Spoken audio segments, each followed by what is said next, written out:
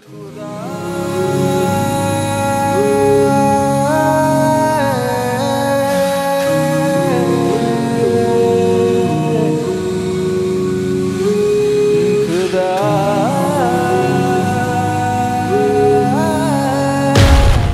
বহু গল্প শুনেছেন, কিন্তু দাফনপুরের গল্প কখনো শোনেননি, যেখানে জোড়া খুন করা হয়েছিল।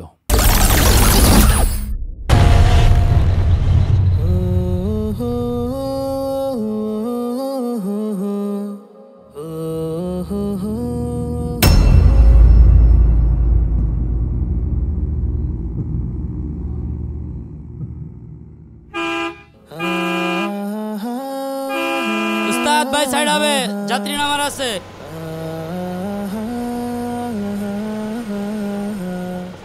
এই দাফনপুর দাফনপুর দাফনপুর ছেড়ে গেল। এই যাওয়া লোক আসেন, এই যাওয়া লোক আসেন। এই দাফনপুর দাফনপুর দাফনপুর ছেড়ে গেল। এই যাওয়া লোক আসেন, এই যাওয়া লোক আসেন। এই যাওয়া লোক আসেন, এই যাওয়া লোক আসেন। মামা কই যাবেন? দাফনপুর যাব। মামা গেলি দেরি করেন না, ওঠেন ওঠেন।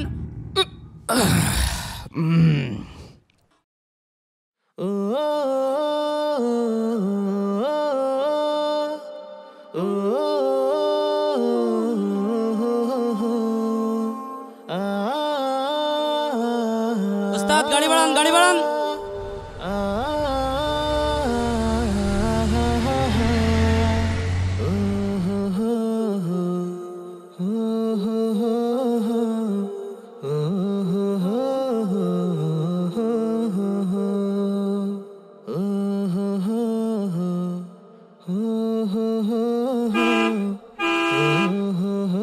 উস্তাদ গাড়ি বাড়ান, গাড়ি বাড়ান।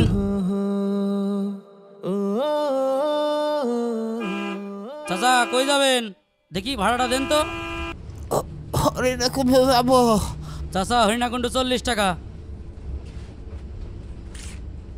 সবাই সবার ভাড়া হাতে রাখেন।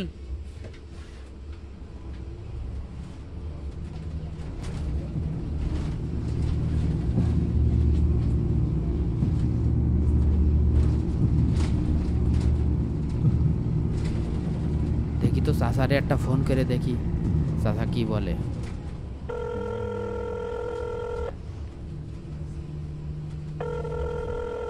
আসসালামু আলাইকুম। আমি তো বাসে উঠে পড়েছি, আর 20 মিনিটের ভিতরে পৌঁছে যাব। রান্না বান্না কি চুলাই দিলেন? সব রেডি ভাইজান, আমরা তো আপনার অপেক্ষায় আছি। আপনি এলেই আমরা খাওয়া শুরু করে দেব। ঠিক আছে। দাফনপুরের আগে যে 3 রাস্তার মোড় আছে না, ওই মোড়ে দেখা হবে নে। ঠিক আছে ভাইজান, দেখাও হবে, কথাও হবে। ফোন রাখছি। মামা কই যাবেন বলেন তো ঠিক করে।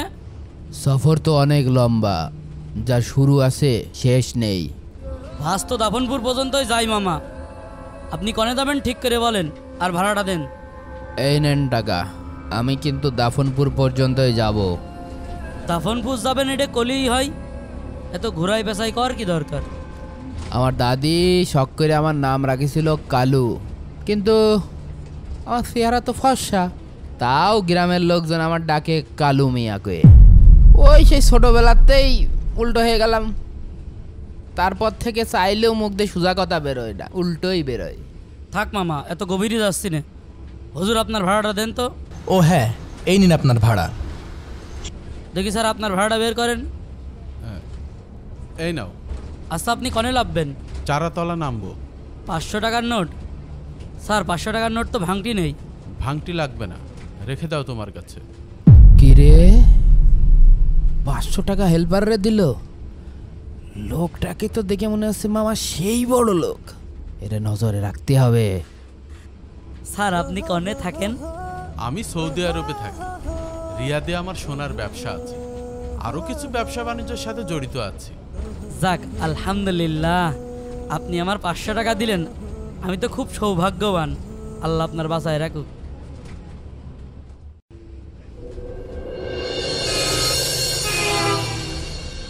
ওই ওই ওই ওই মামুর বেটা, ওই ভাই চাপ্পা, ওই ভাই সাইকেল, ওই সামনে ডাবল আসছে। উস্তাদ বাইলান বাইলান, যাবে যাবে যাবে এভাবে যাবে যাবে যাবে যাবে, চালান চালান চালান। ওই বেটারি ওই ওই জেজি ওই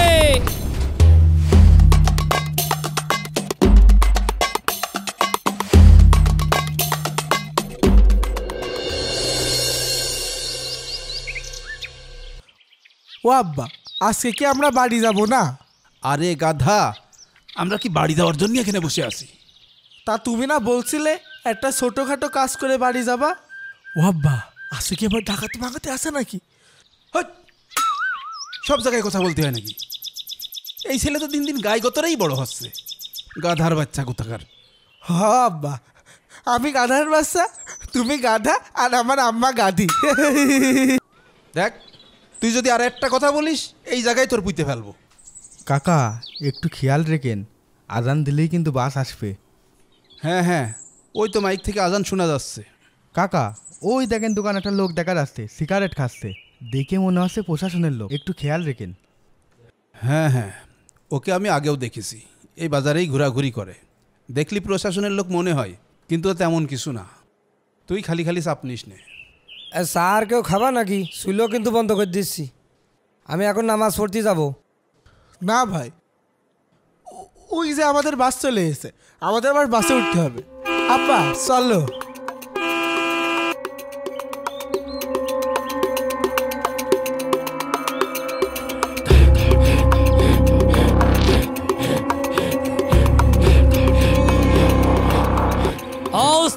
স্লো স্লো স্লো। এই চৌরাস্তা চৌরাস্তা চৌরাস্তা নামানো গেটে আসেন।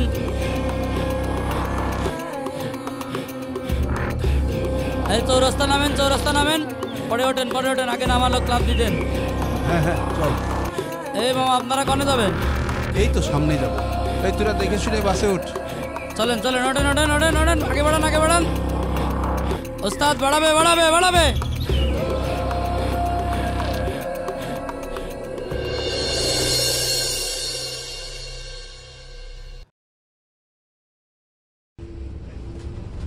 রান্না কত দূর? রান্না সব হয়ে গেছে, এখন শুধু খাওয়ার সময়টুকু বাকি। তাহলে আর দেরি করা ঠিক হবে না, সবাইকে হাত ধুয়ে খেতে বসতে বলো। এই সবাই হাত দিয়ে রেডি হয়ে পড়ো। রেডি হবেন কেন? কোথায় যাবেন আপনারা?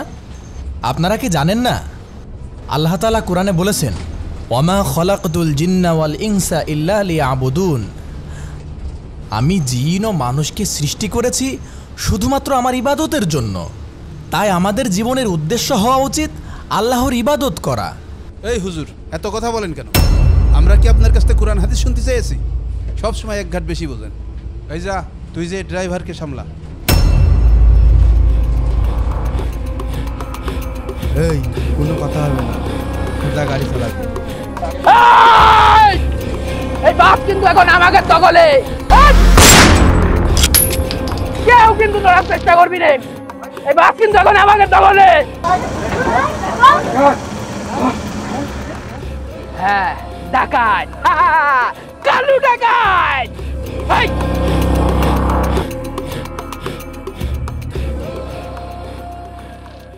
এই বাস এখন আমাদের দখলে। আপনাদের কাছে যা যা আছে, মোবাইল, টাকা, গহনা, সব ভালোই ভালো আমাদের দিয়ে দেন। কেউ যদি কোনো রকম হুঁশিয়ারি দেখানোর চেষ্টা করেছেন, সানডে মানডে ক্লোজ করে দেবো কিন্তু। ও আব্বা, আমি তো ভাবলাম বাসে উঠলাম বাড়ি যাওয়ার জন্য, তা এখন তো দেখি পুরো বাসই ডাকাতি করে ফেলাই দিয়েছো। এই তুই দেখছিস না আমি ভাষণ দিচ্ছি? আমার কথা বাসের প্রত্যেকটা প্যাসেঞ্জার মন দিয়ে শুনছে। আমার কথার মাঝখানে কথা বললি কেন? কথা বললি কেন? এই যে ভাই, আপনার নামটা যেন কি বললেন? আমার নাম কালু ডাকাত, নাম তো শোনাই হোগা। কিন্তু আপনি তো ফর্সা, পুরো দুধের মতো ফর্সা। আপনার নামটা কালু রাখছে কিডা? এই মিয়া, চুপচাপ সিটি বসেন, তা নাহলে কিন্তু আপনার অবস্থা খারাপ করে ফেল দিবানে। এই দে, যার কাছে যা আছে সব দে। এই তোর মানি ব্যাগ দে, দে। এই তোর ফোনটা দে, দে। এই ওর বাটন ফোনটাও দে, আর তোর হাতের আংটি খুলে দে, দে। লা ইলাহা ইল্লা আনতা সুবহানাকা ইন্নী কুনতু মিনাজ জালিমিন, লা ইলাহা ইল্লা আনতা সুবহানাকা ইন্নী কুনতু মিনাজ জালিমিন।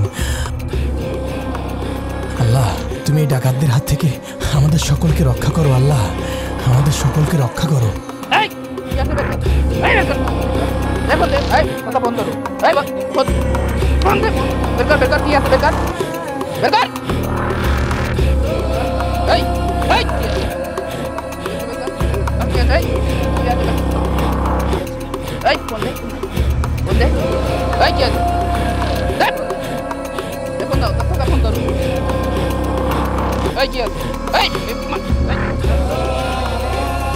কি আছে তোমার কাছে? এ বুড়ের কাছে কিছুই নেই। এই বাস এখন আমাকে দখলে। কেউ যদি কোন রকম হুঁশিয়ারি করে একদম ফেলে ফেল দেবো কিন্তু।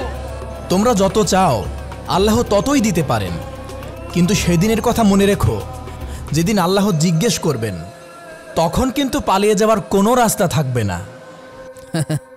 এখনকার চিন্তা এখন করছি, পরের চিন্তা পরে দেখা যাবে। চাচা, এই লোকটা হচ্ছে সৌদি আরবে স্বর্ণের ব্যবসা করে, এই লোকটাকে নিয়ে চল। আমি আবার কি করলাম?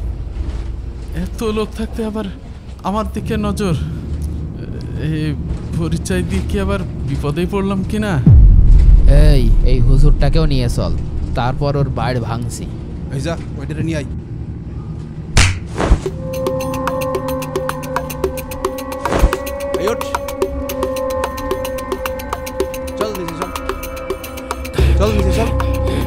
আপনারা শোনেন, আপনারা দাঁড়ান। আপনারা আল্লাহকে ভয় করেন, আপনারা কিন্তু কাজটা মোটেই ঠিক করছেন না। এই বাস সামনে থামা, আমরা নামবো। বেশি চালাকি করার চেষ্টা করবি না।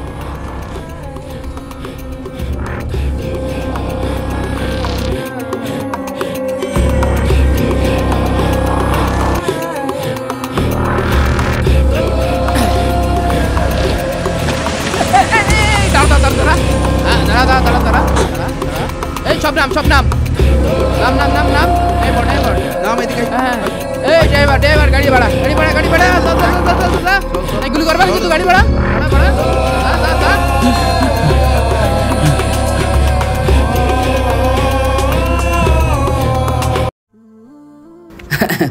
আসসালামু আলাইকুম।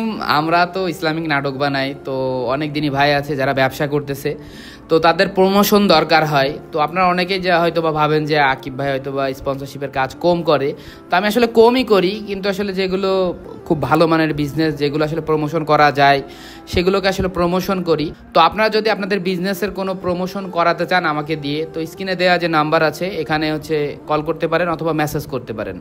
স্যার, আমাদের যেহেতু দর্শক অনেক পছন্দ করে, তো আমরা তো প্রমোশন করলে মানুষ একটা বিশ্বাস করে, কি বলেন? শুধু তারা মনে করে যে আমরা স্পন্সরের কাজ করি না বা আমরা কোনো প্রমোশন করি না, এটা তা নয়। আকিব আহমেদ যেটা বিশ্বাস করে যে হালাল বিজনেস, হালাল প্রোডাক্টের উপরে আমরা অবশ্যই স্পন্সরের কাজ করি, এবং সেটা এবং অনেক মানুষ বা দর্শক যারা আছে তারা আমাদের এই স্পন্সরের উপরে বা আমাদের এই প্রমোশনের উপরে আস্থা রাখে, বিশ্বাস রাখে। সেজন্য আমরা মনে করি যে আমরা কাজ করব হালাল প্রোডাক্টের উপরে, হালাল বিজনেসের উপরে আমরা কাজ করব। ইনশাআল্লাহ যাদের প্রয়োজন হয় প্রমোশন করার, অবশ্যই আমাদের স্ক্রিনে দেওয়া নাম্বারে যোগাযোগ করবেন। সাথে সাথে আকিব যে স্পন্সরের কাজটা নেবে 100% আপনারা বিশ্বাস রাখতে পারেন। ডাকাতরা ব্যবসায়ীকে ধরে নিয়ে যায় দাফনপুর গ্রামের গভীর এক জঙ্গলে। তারপর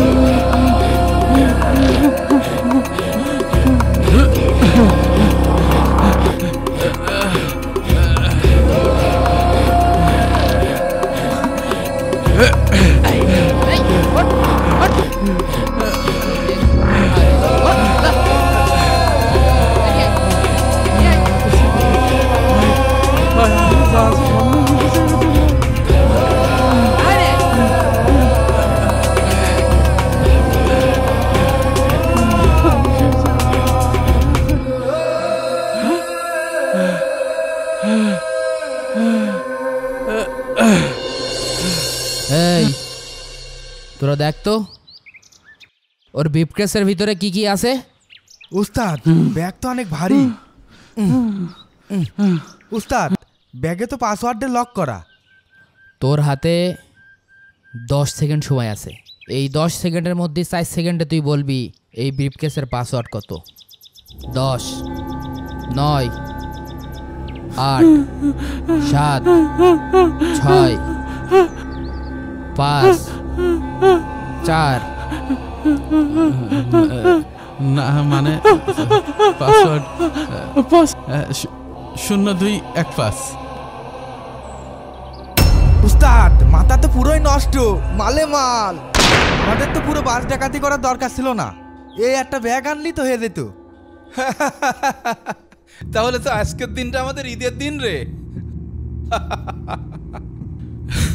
ভাই ভাই আমার কাছে যা আছে সব নিয়ে যান, কিন্তু আমাকে ছেড়ে দেন। আমি যদি না থাকি তাহলে আমার পরিবার, আমার মেয়ে শেষ হয়ে যাবে। আমাকে ছেড়ে দেন ভাই, আমাকে ছেড়ে দেন। ব্যবসা করলি তুই আর সোনার মালিক হলাম আমরা। আচ্ছা যা, এই হারটা তোর বোর গলায় দিয়ে দেবো। আচ্ছা তোর মেয়ের বয়স কত রে?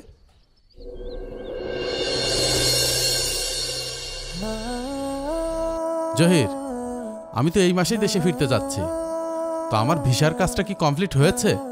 স্যার গতকাল আমি জজ অফিসে গিয়েছিলাম। স্যার আপনার পাসপোর্টের তো ম্যাচ শেষ হয়ে গেছে, সেটা রিনিউ করতে একটু সময় লাগবে। আশা করি 5-7 দিনের ভিতরে আমরা হাতে পেয়ে যাই। এখনো এত সময় লাগবে? তাহলে তো এই মাসে আমি দেশে ফিরতে পারছি না। না স্যার, আপনি এই মাসে দেশে ফিরতে পারবেন ইনশাল্লাহ। ঠিক আছে। আরেকটা বিষয় স্যার, দুবাই থেকে মালাবার গোল্ড অ্যান্ড ডায়মন্ডের যে চালানটা আসার কথা ছিল সেখানে সমস্যা হয়ে গেছে। ওদের লাইসেন্স নিয়ে একটু ঝামেলা চলছে স্যার।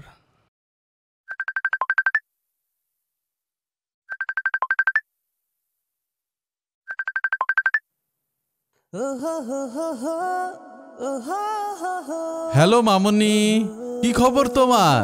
তুমি কেমন আছো আম্মু? আমি তোমার সাথে কথা বলবো না।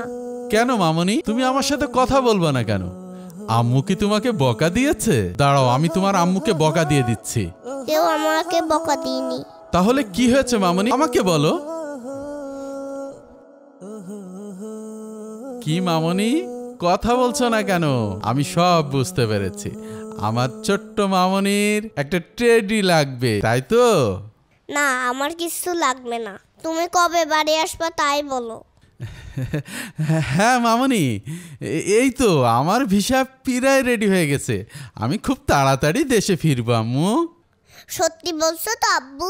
আব্বু আমি তোমার খুব মিস করি আব্বু। আর আসার সময় তোমার জন্য অনেক গয়না নিয়ে আসবো মামুনি। আব্বু আমি গহনা দিয়ে কি করব? তুমি তো এখন অনেক ছোট, কিন্তু আমার এই ছোট্ট মামুনিটি সব সময় তো আর ছোট থাকবে না, এক সময় অনেক বড় হবে। তখন তোমাকে বিয়ে দিয়ে দিব, আর ওই সময় এই গয়নাগুলো দিয়ে তোমাকে রাজকন্যার মতন সাজিয়ে দিব আম্মু। ঠিক আছে আব্বু, তুমি তাড়াতাড়ি চলে আসবা। আচ্ছা মামুনি, আমি এখন রাখছি, কেমন? ওকে, বাই বাই। ও হ্যাঁ জহির, তুমি যেন কি বলছিলে? স্যার মালাবার গোল্ড অ্যান্ড ডায়মন্ডসের চালানটা আটকে গেছে। ওদের লাইসেন্স ইস্যুতে কাস্টম থেকে ছাড় পাচ্ছে না। জহির, আমি কোনো কথা শুনতে চাই না। যত দ্রুত সম্ভব এই সমস্যাটা ক্লিয়ার করো। ওইদিকে বাংলাদেশে আমার মেয়ে আমার জন্য অপেক্ষা করছে। ওকে স্যার, আপনি টেনশন করেন না, আমি দেখছি।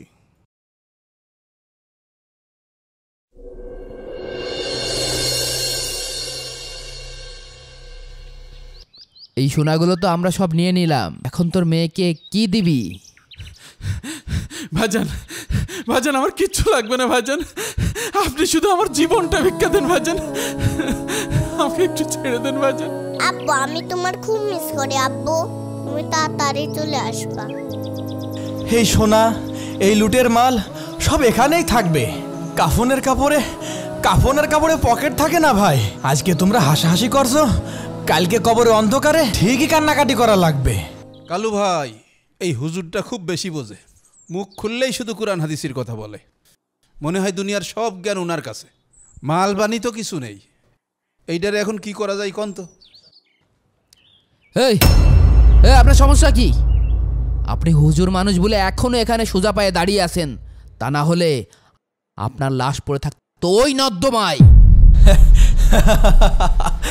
তুমি মারতে চাও, মারো, কিন্তু শোনো, আল্লাহর হুকুম ছাড়া একটা পাতা নড়ে না। আর আমি তো মানুষ, আমার জীবন, আমার মৃত্যু সব তার হাতে। আল্লাহ যদি না চান তাহলে তুমি আমার কিচ্ছু করতে পারবে না, কারণ তুমি শুধু একজন ডাকাত। তুমি বড় জোর আমার উপর জুলুম করতে পারবে, কিন্তু আমার রূহ কাটতে পারবে না। শুনে রাখো, আজ আমি শহীদ হব, আর তোমার হাত রক্তে রাঙাবে। আর ওই হাতই কাল কিয়ামতের মাঠে তোমার বিপক্ষে সাক্ষী দিবে। তখন তোমাকে কে বাঁচাবে? কালু ভাই, এইটার এখন কি করব? এর মুখ তো থামে না। উস্তাদ, আমাদের তো মাল নেওয়া শেষ, এই দুইজনা ছেড়ে দিই, না হলে যদি কেউ দেখে ফেলে আমরা ফেসে যাবানে। ছেড়ে দেব? কিন্তু এখানে না, এদের ছাড়তে হবে এমন জায়গায় যেখান থেকে কেউ আর ফিরতে পারে না। এই জঙ্গলে ওদের কোনো কবর করা লাগবে না, ওদের কবর হবে মাটির তলায়, জীবন্ত। এই যা, তোরা সব ব্যবস্থা কর।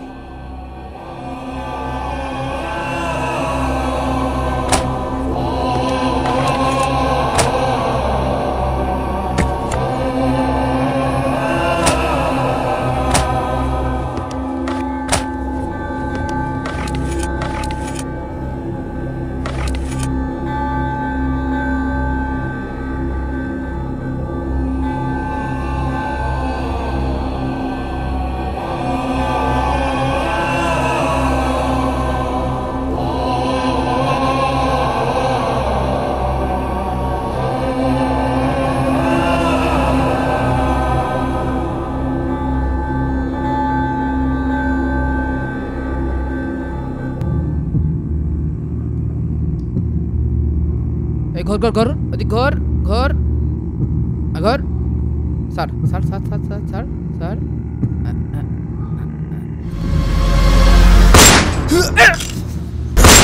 লা ইলাহা ইল্লাল্লাহ মুহাম্মাদুর রাসূলুল্লাহ। এই মাটি দিয়ে দে।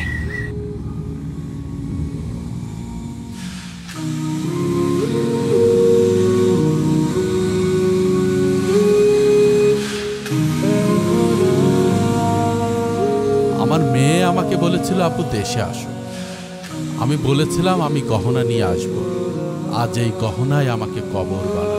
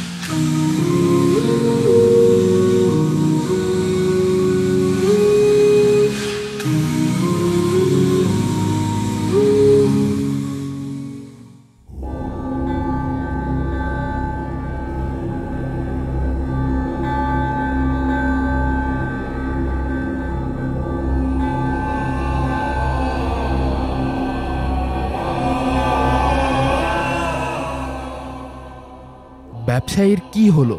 ব্যবসায়ী কি বেঁচে আছে? জানতে কমেন্ট করুন, পার্ট 2 চাই।